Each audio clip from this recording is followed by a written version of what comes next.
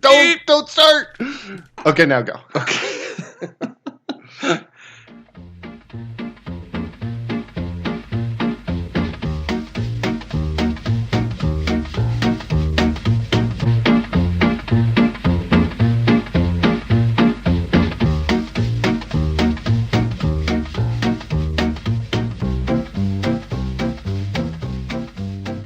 You're listening to a Christian and an atheist walk into a bar. With me is Ty, all dogs go to heaven Gallenbeck, and I, of course, am Jay, all dyslexic atheists don't believe in dogs, Stooksbury.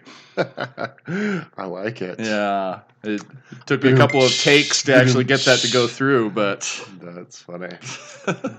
I've always thought whenever somebody says, that's funny, and they don't laugh, then it's not actually funny. Well, it's borderline. Yeah. It's that like intellectual funny. I don't know. I'm not laughing at you. I'm just laughing near you.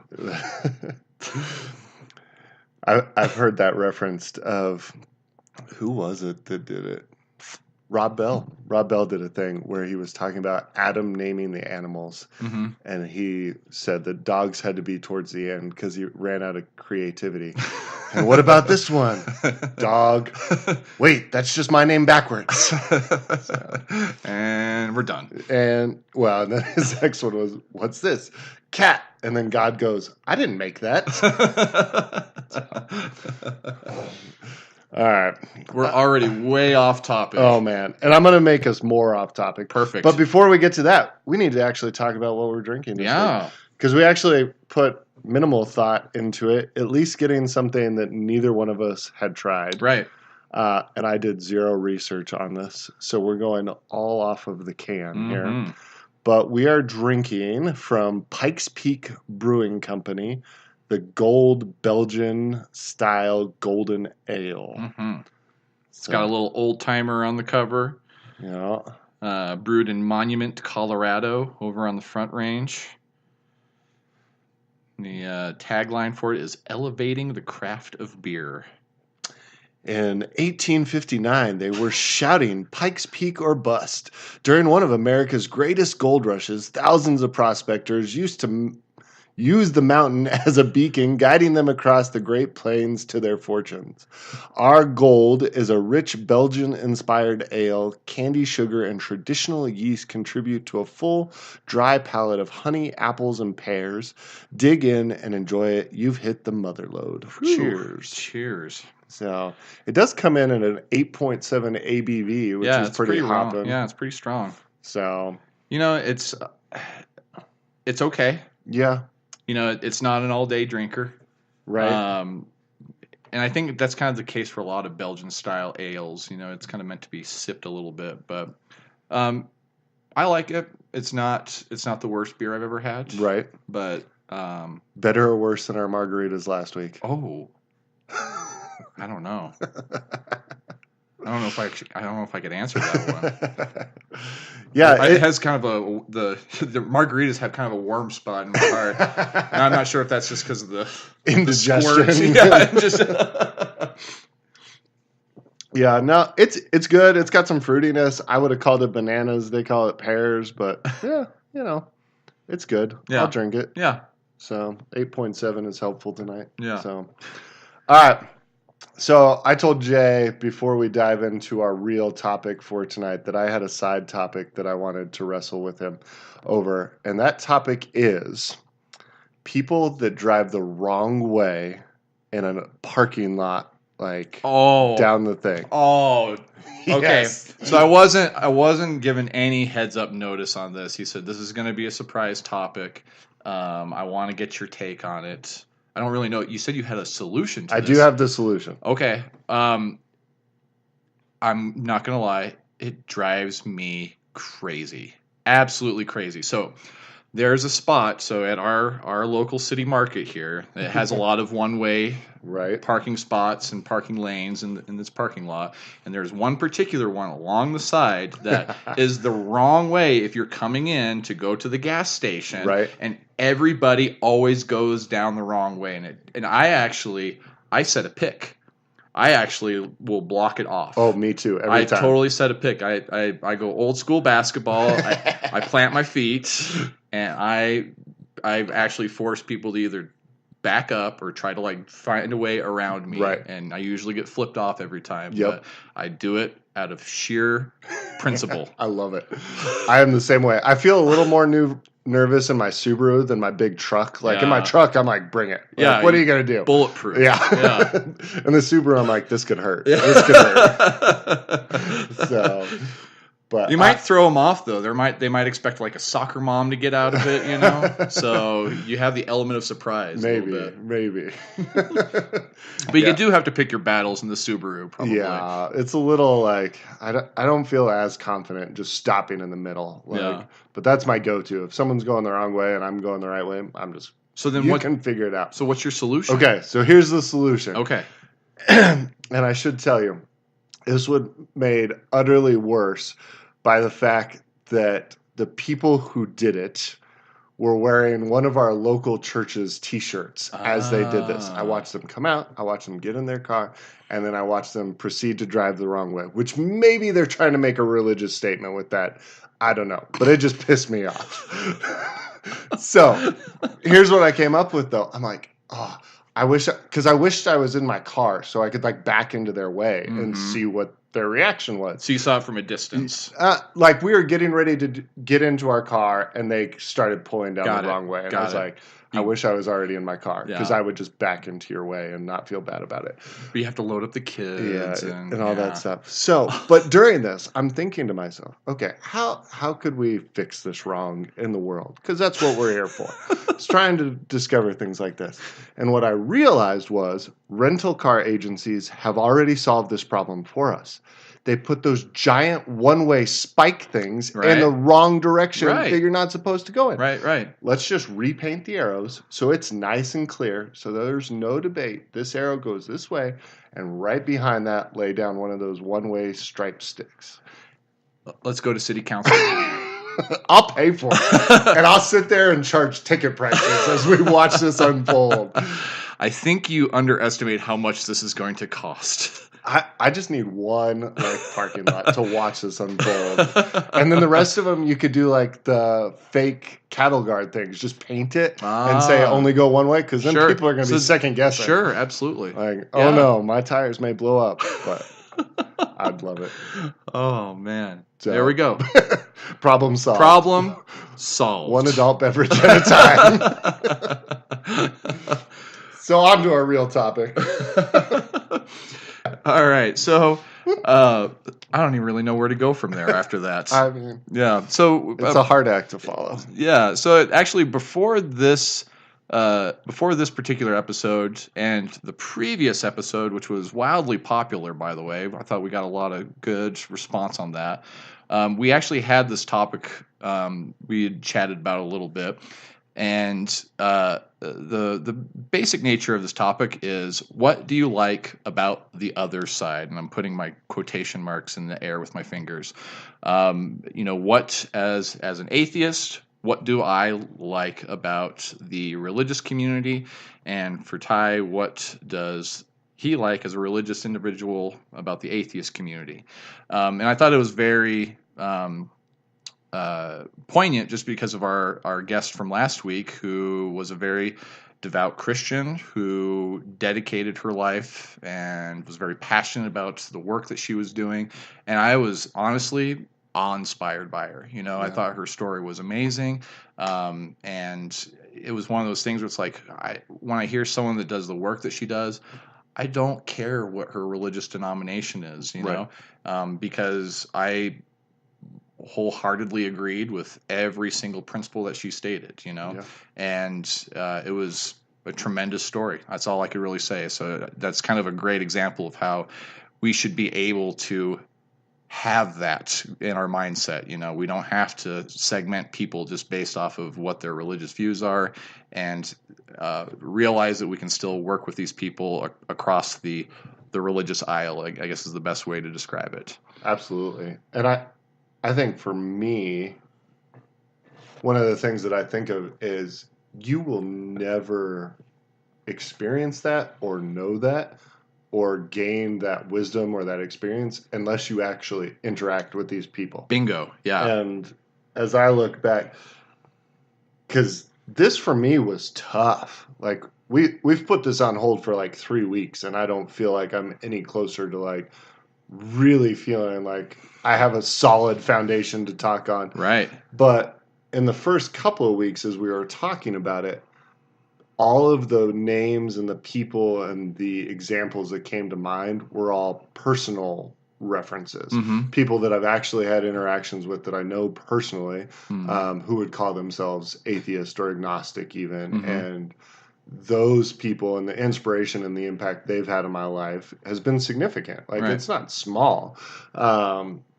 And so, but if you choose to segregate yourself completely from those people, you're not going to learn as much as you could, even about your own faith or your own belief system, I think. Mm-hmm. Great. Well, and I thought that was actually, this was an interesting topic too, because I kind of framed it in this, the original question is, what sort of figures, like in terms of like historical figures were inspiring for you. And that was really easy for me. Right. But it was not as easy for you, No. because like you said, it turned into something where you actually reference more personal experience, which is just as applicable. Right. But I think that speaks to the nature of how the non-religious community has been marginalized throughout history. I mean, the history book is filled with not even just like religious figured, but at least religious inspired figures, because religion was everywhere. It was the way of life. Right. Being even the slightest questioning or skeptical or agnostic was just unheard of. You're just living in a closet, basically. Right. So it's drastically different nowadays, obviously. So it's very easy for me to come up with folks from a historical perspective, but not so much for you. Right. And I mean, these were not historical, but when I was trying to like, okay, because my theory kind of was that, okay, there are probably a lot of people who are atheist and we just don't know it. Right. Because, like you said, saying that can be, public suicide in Sure. some ways, Right. in politics or whatever. We've already talked about that. And so I was like, I wonder, who's out there. So I did a little Google search, top 50 most influential atheists. I think I knew 3 of them. And so it was interesting. I still think there's probably more out there. But like you said, saying that during a lot of history would have been completely frowned upon, and so or there's probably something you could even just be killed for it right, too. something that has been just kept under wraps. Right. So right. Cool. Do you want to go first, or do you want me to go first? How about you go first? Okay. So the way I kind of did it is, because I had such a plethora of choices of individuals to pick from, I kind of separate them into categories.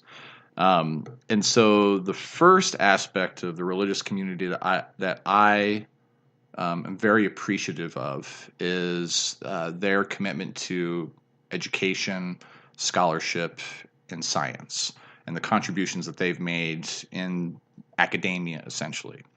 I was taught by Jesuits, so that was my first real strong firsthand encounter with the educational nature of religion.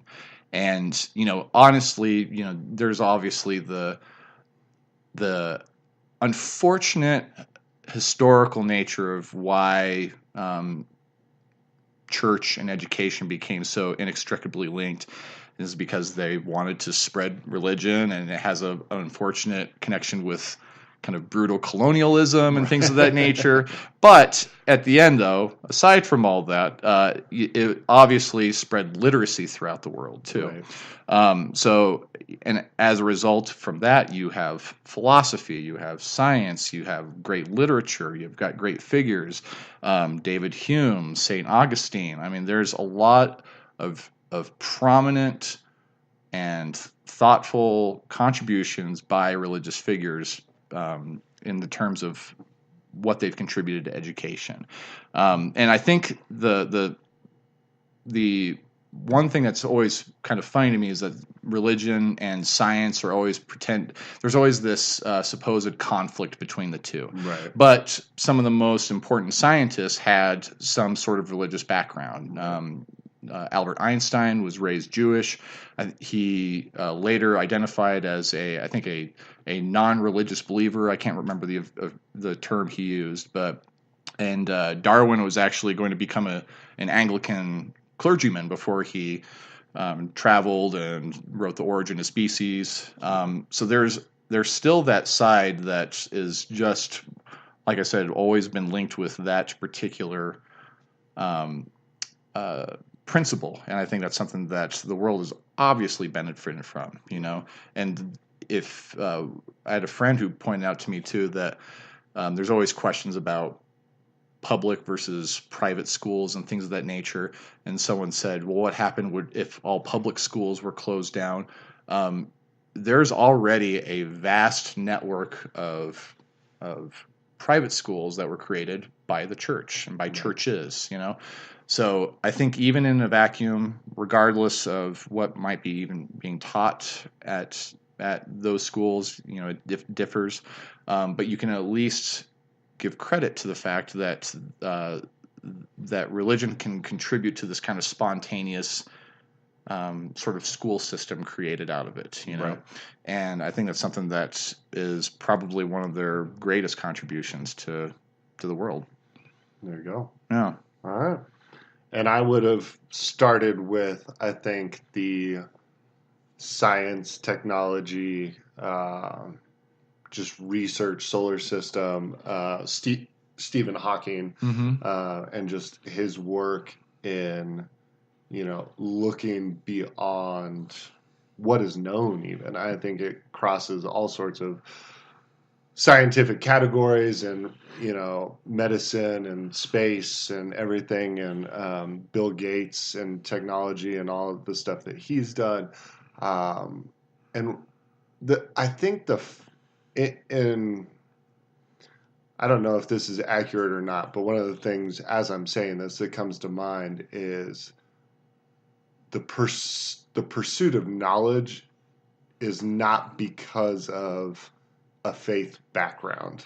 Like these are just people that are, curious about the world that we live in. And in some cases, it probably does stem from that faith or wanting to prove it. But in other cases, it's just looking at what is around us and going, okay, how does this work? Sure. Or how do I fix this? Sure. And even those same people that maybe started off like trying to, prove scientifically prove their faith, a lot of the time they end up in sort of the middle ground that I think a lot of people end up in.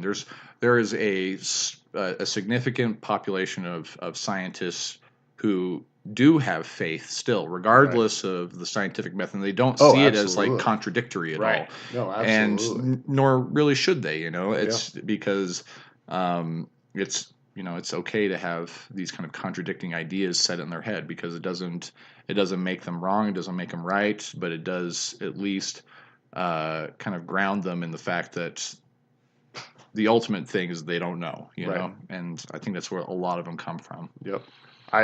I think as an overarching theme amongst atheists that I know personally and atheists I see publicly and, across the board, I think the one thing that I love the most is their willingness to question the norm and to earnestly seek answers. And I think I see that much more prevalent in an atheist community, whereas far too often I feel like in the religious community it is take in, accept as hard fact, and go on. And I think that's a dangerous place to be in a lot of times. Sure.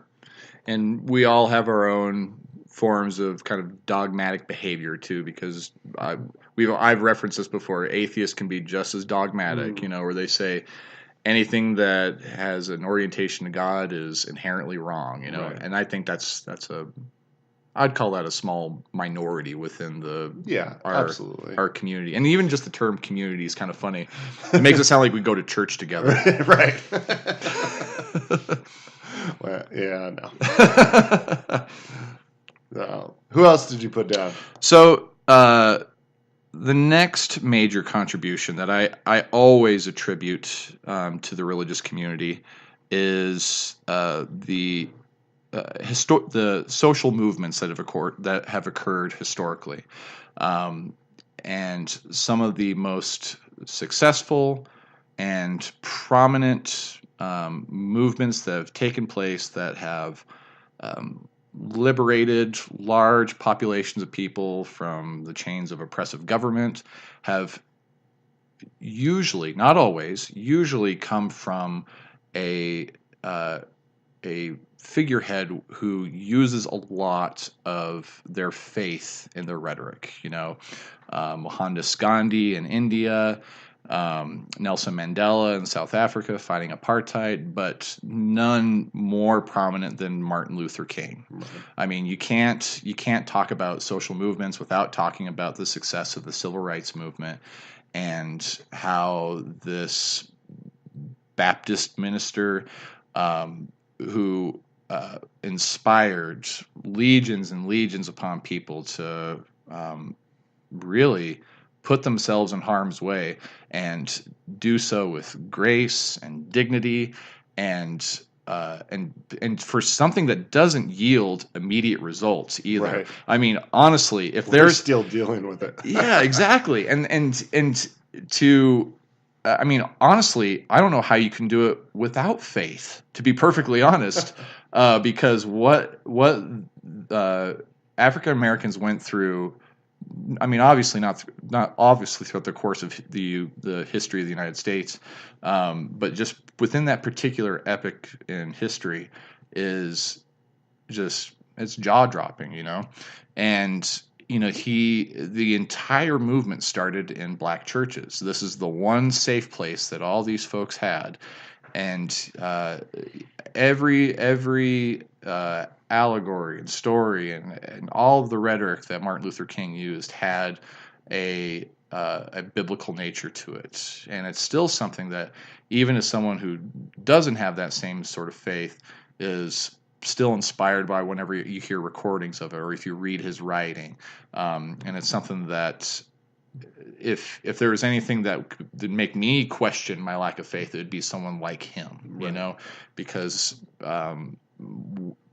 what he accomplished, and to do it so in such a humble nature too, is incredibly inspiring. I mean, for a lack of a better word, I can't think of anything else to really to describe it. And it's something that I feel that it's very important that I always demonstrate my appreciation to him. Yeah, absolutely. So I'm gonna go hard left turn here because I can. Yeah. But as I started to think about, okay, who in the atheist community have I looked up to, has inspired me, those kind of things. The funny thing about my line of work as a magician is a vast majority of magicians are atheists. Right. And I think it's a nature of the job. Mm-hmm. Like, you figure out the behind the curtain, you get to see the wizard, and all of a sudden you start to think everything is a trick. Sure. And so as I think about those people, and I was going to reference one of them, but Penn and Teller, are obviously huge advocates for atheism. But the thing, and Penn's not as huge as he used to be. He's lost so much weight. Yes. It's crazy. But still a huge advocate. Yes. In a metaphorical sense. They do their, gosh, I don't remember what he used to call it, the Atheist Sunday School or something. His podcast, yeah. They used to have the podcast and a bunch of other He wrote a book called God No. Yeah. But one of the things that I've always appreciated is really how much their stuff is just about challenging the way you think. Mm-hmm. And they will if as a Christian you have not processed that information, I think you're missing out from the beginning. And so I've always appreciated, and they do it a lot. And it's not always directed at religion either. Right. They had a big campaign about not getting vaccinated, and facts first rumors, and those kind of things.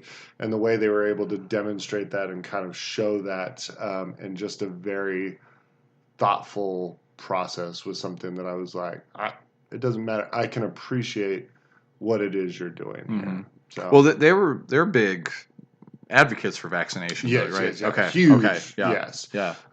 But some of the things they've written and some of the things that some of the videos they put out were it's just very well thought out, and I think they do a good job of, when Penn and Teller are together, they do a good job, I should say, of not trying to bring in too much bias. Penn by himself can get way over the top, yeah. But when they're together, I think they do a good job of kind of finding that line to speak on. Yeah. So, yeah, I love Penn and Teller.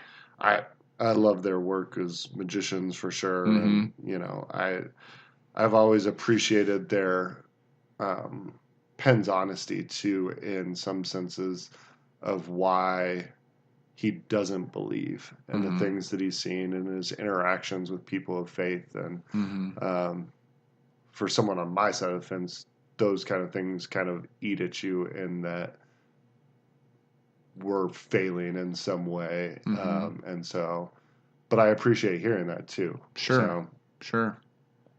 I was trying to find the name of the other guy, and I don't have it. So, and is that you referenced that most magicians are non-religious? If you could break it down, if you can guess, what would be the percentage of non-religious versus religious? I would have to say it's probably 80% or better are non-religious. Yeah. I mean, especially in the like kind of top tier magicians. Almost all of the quote-unquote famous magicians I know are atheist agnostic. So interesting. Yeah, David Copperfield, Chris Kenner, that whole crew is that way. Derek Delgadio, a bunch of these guys that are, very, very intelligent, very, very well respected in the magic community. But there's definitely something about figuring out that everything's a trick that kind of makes you question that. Yeah. So, yeah. That's interesting. And it's weird because when I think of magicians, I don't normally think of what their religious denomination is, unless they're a figure like Penn Jillette, who is outspoken in comparison. Do a lot of Christian magicians incorporate faith into their act at all? I know a few that do. I think I've probably said this on this podcast before, but it deserves repeating, that Christian is a great noun and a terrible verb. Sure. Like, I mean, when you talk about, I've never thought of magician as Christian or non-Christian or Christian or atheist. You don't think about that with any profession. Right. Like, is my plumber Christian or is he atheist? Right. Like, you just don't think about that. And I think the problem is, as Christians, when we try to make it a verb and make something distinctly Christian, we water down both things. Do you mean adjective? Yes. Okay. Sorry, my grammar Nazi came in. No, I appreciate it. I don't know how to Christian. Is it like nobody does apparently? But you water down both things. Sure. So Christian music, I think, is so often a bad representation on both sides. Yeah. Christian punk. Right. The magicians that I've seen, there is one. He is one of my biggest mentors. Does a very good job of doing it the right way. But too often it is you water down your message and you water down your art that you're trying to present. So. we're getting off topic. Yeah, no, that's all right. That just was interesting. No, James Randi. James the Amazing Randi. Yes.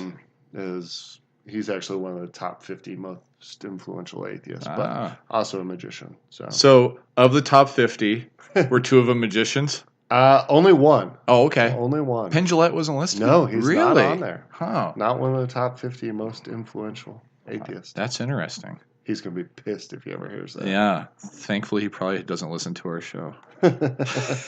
Yet. Maybe someday. Yeah, yet. Maybe someday. I have faith. Lies. So next thing that I really appreciate about the religious community is their contribution to hospitals and medicine. So prior to religion, there really wasn't a strong network for charity or just the application of medicine. And a lot of, again, this kind of links back to the education network that a lot of the religious community created. A lot of the hospitals were the result of being connected with schools and universities. So obviously figures like John Hopkins comes to mind, who was actually a very, very prominent Quaker in the United States. And aside from his contributions to trying to create medical resources for kind of marginalized communities, he was also a huge abolitionist too, which he did it way before it was cool to be an abolitionist, advocating for the abolishment of slavery, well before the Civil War. So I think of figures like that, and also like Florence Nightingale was a very devout Christian, was called by her work to because of her faith, and she essentially professionalized nursing. What we know, what is standard best practices for nurses, is directly because of the work that she did. Right. And it's those types of historical figures, again, that I have the fortune of being able to pull from history on, that are very quintessential to everyday life nowadays. So I think that's a huge contribution that can't be overlooked. Right. You definitely had it way easier. Yeah, I know. I know. Yeah. You've got all these great answers. You sound all intelligent. I'm like, I like magic. Yeah. Well, I have, like I said, the fortune of a lot of history in your favor to reference. So right. I don't envy your task today. So another thing that came up as I was kind of trying to dig in and just find people and educate myself in some ways, was something called the Giving Pledge, which, have you ever heard of this? I've heard of it. So it's something that Bill Gates kind of brought to the forefront, but it's some of the wealthiest people in the world, and basically billionaires and up, who have devoted themselves to giving large portions of their revenue to different organizations to make an impact in this world. And on that list, all these different I can't say this word. Philanthropic. Thank you. Causes. Speaking of sounding like an idiot, on this list, Bill Gates is on there, Mark Zuckerberg, Elon Musk, Larry Ellison. There's a bunch of other guys. And so I think anytime, and this is true in the Christian world too, but anytime you see someone put their money where their mouth is and they're making this world a better place, that's an easy thing to respect. Sure. And so, I mean, when I think about the way that you have tried to make this community better, and put money, time, effort into the campaign and those kind of things with the focus of Delta needs new life. But, that's at a small local level to this on a big national billion-dollar level. Like, all of those are, I think, easy to look at and go, yeah, I can get behind that. If I had the money that Bill Gates had, You probably would have won. I would have. Yeah. Well, I don't even know about that. But I could definitely make Delta turn around if I had Bill Gates' money. Yeah. Well, and I think even like just as you referenced too, I mean, I appreciate the kind words. You're obviously someone that I appreciate as well, Right. just for the fact that you were able to even reach out to me, just an off chance, dinner at your house, and have you ever listened to a podcast?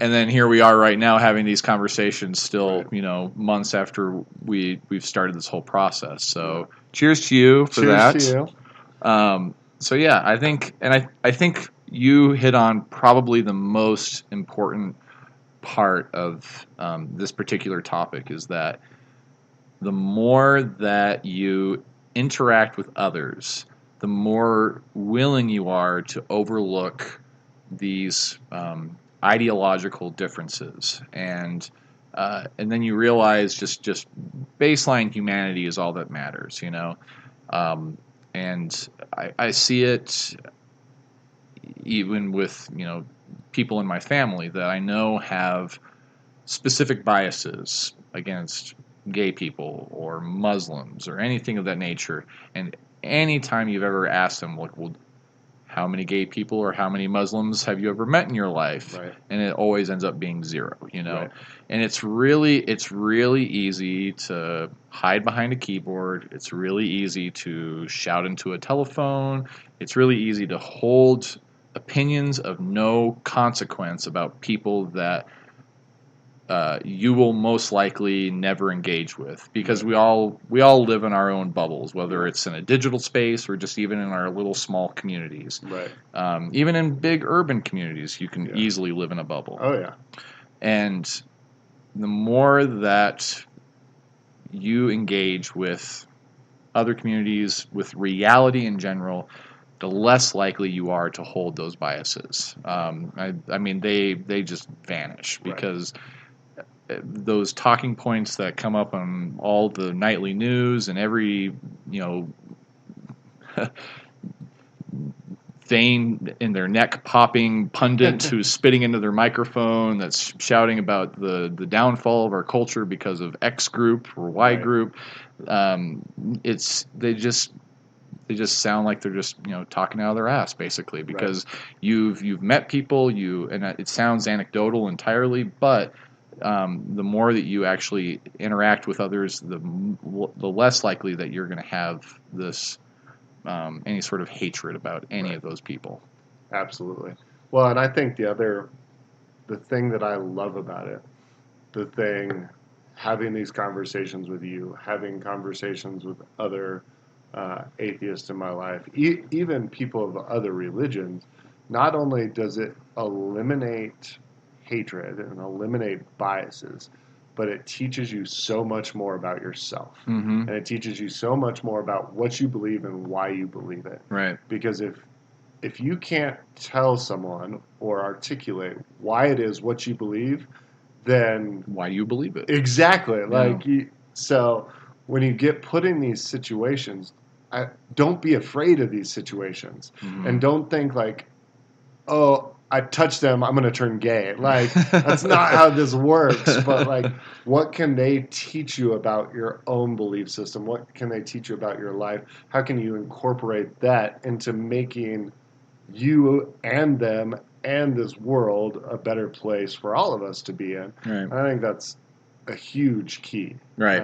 Yeah. Whichever side of the fence you're on. And, I obviously have my own biases from when I was really young, and that came to just like a crash course when I went to a Jesuit university. Right. I mean,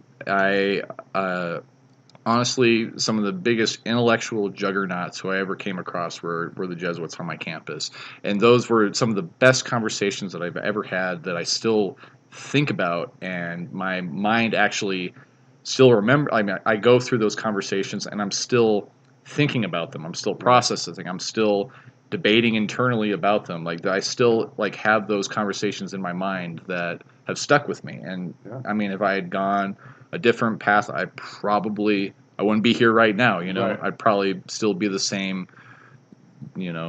Angry punk rocker. Yeah, exactly. Angry, God-hating punk rocker that would have nothing to do with you. Right.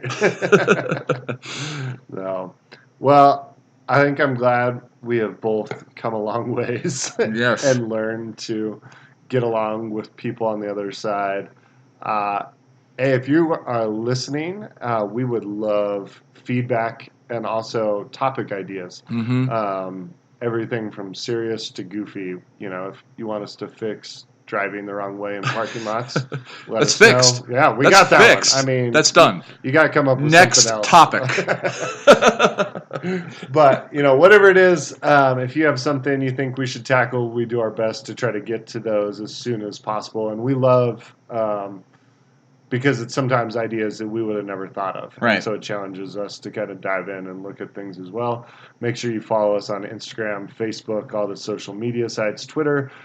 Leave us a review on iTunes so we can start climbing the ladder on there and more people can find out. Share us with your friends, all of those kind of things.